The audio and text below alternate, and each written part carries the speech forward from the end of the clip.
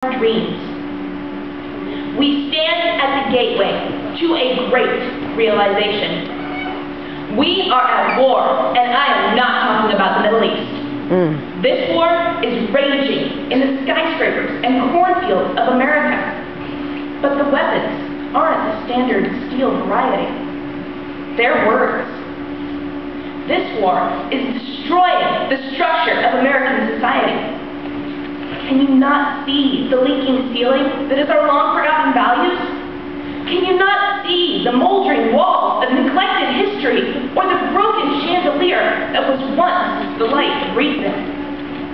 Can you not see the rotten foundation that was once the strong family unit? And at the root of it all, come, see the wall of discrimination, the only part still standing strong. Yet for the most part, discrimination goes unrecognized, masked by progress in civil and voting rights. But we are still a long way from the ideas of freedom and equality Dr. Martin Luther King Jr. dreamed of. Come on, guys. As human beings, we have a need for acceptance. But when allegiance to a political party takes precedence over the consideration of major issues, something's wrong. When gangs are considered better family than blood relations, something is wrong. When a nation willingly trades its independent thought for the heavily slanted stories the media provides, something is wrong. Yes.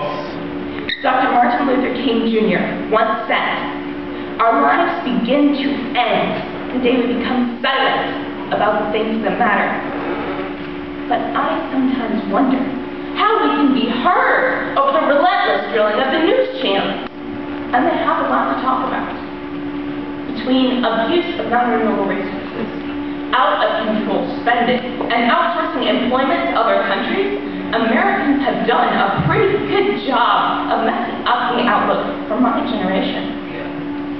The influence of the media superpowers is great enough to feed our inner fears and distract us from the root causes of our discontent. There is no silence in which to examine our beliefs and reasonings. In fact, many of us even prefer the noise in place of a screaming conscience. Dr. King understood the impact of the media, and by carefully controlling his own actions, was able to spread his message while giving reporters nothing to distort. Stop and think. The only authority these broadcasters have is that which we give them. Yet the power of the media is repeatedly abused to this day. Tragedies are reported to the exclusion of all else, while conversely, on many occasions, the real news is overshadowed by an in-depth look at who's having a bad hair day. Just how important is hair when people are being murdered, raped, beaten, and starved? Dr. King said, sometimes it is necessary to go backwards in order to go forwards.